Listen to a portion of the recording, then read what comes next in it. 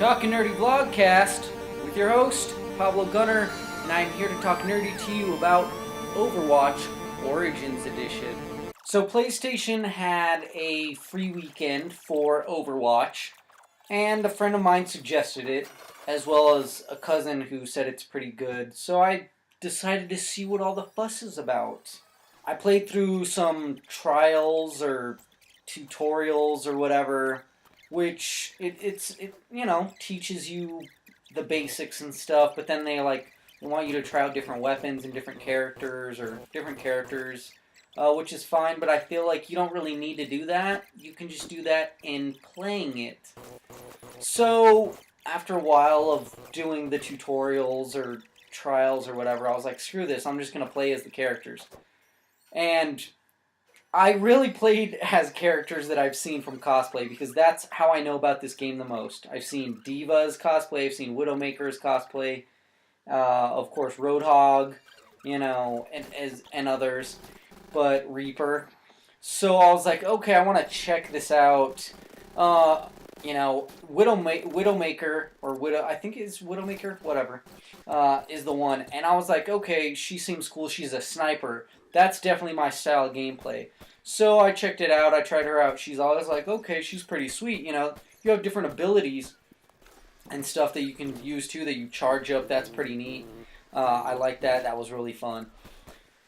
But it was obvious that me playing as her, she wasn't the best character, because snipers are good, but they're only good for certain missions. And that was the thing, is I played the missions, and you'll do escorts, and I'm like, escorts, snipers, not really the best. If you're going to camp, if you got to defend a certain area, that's fine. But it also has to be in an area where, hey, they funnel in through one small area and you're sniping them out, and so it's not that difficult. But there wasn't a lot of that either in the hold points. But I really felt like who was the most useful was Diva, which is surprising because it's just like this cute girl, but she ends up going into this tank-like thing.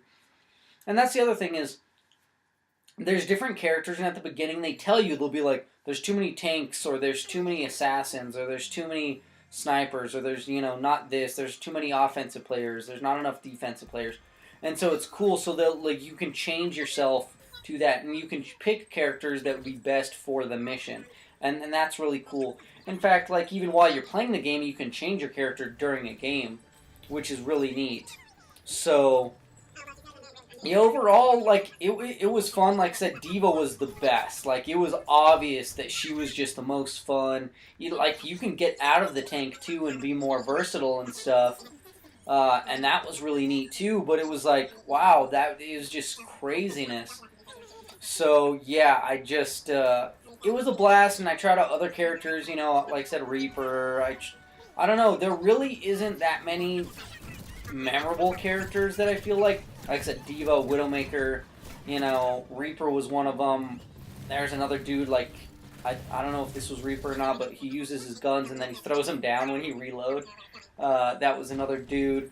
And then there's the guy that has a bow and arrow, and he's Asian, but he kind of looks like he has bird legs. I don't know, he definitely skips leg day, that's for sure. But you can tell that the game is definitely set up so that characters like Diva are more useful more of the time.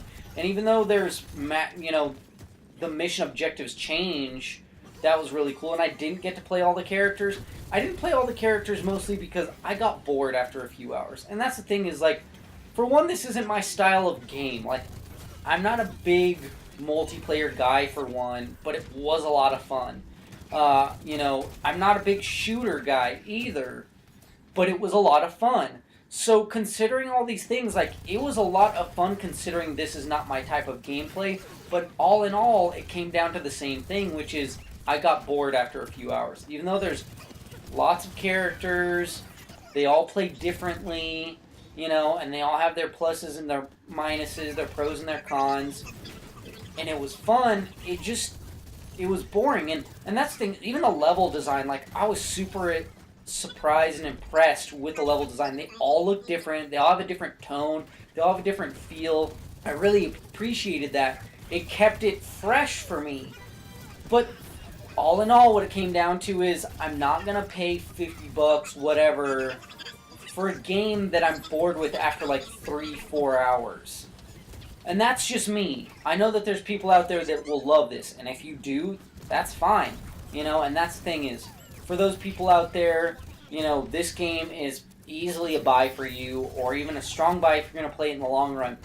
I didn't see any semblance of a story in there. Now, I don't know if the full edition has a story mode, but a story mode would be cool. I know there are, like, fighting games that have story modes, and so that's usually cool for somebody that likes story. So, me, I'm a story-driven gamer. I am. And the gameplay is fun, but it's only going to get me continuing to play if there's a story to drive me, you know, to motivate me. Just playing the same thing over again, or even if it changes up every time, you know, yeah, it's fun, you know, but overall it just ends up being the same thing. What's the motivation for me to keep playing? And if there's not a story, I lose that motivation. So for me personally, I can't give it a high grade. Now, okay, here's my scale. Strong buy, weak buy, strong rent, weak rent, and then pass.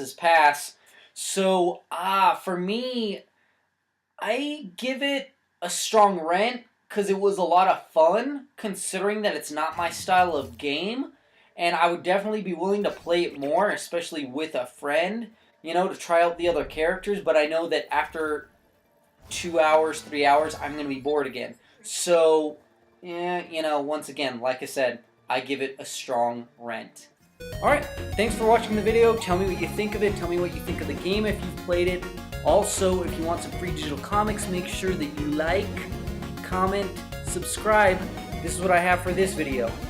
Invincible Iron Man 13, Civil War 2 tie-in, Moon Knight number 6. Alright, like I said, just be a subscriber, like, comment this video, and I'll hook you up with one of those free digital comics. Remember, all things Talk Nerdy can be found at TNTM The Show. And stay frosty, gamers!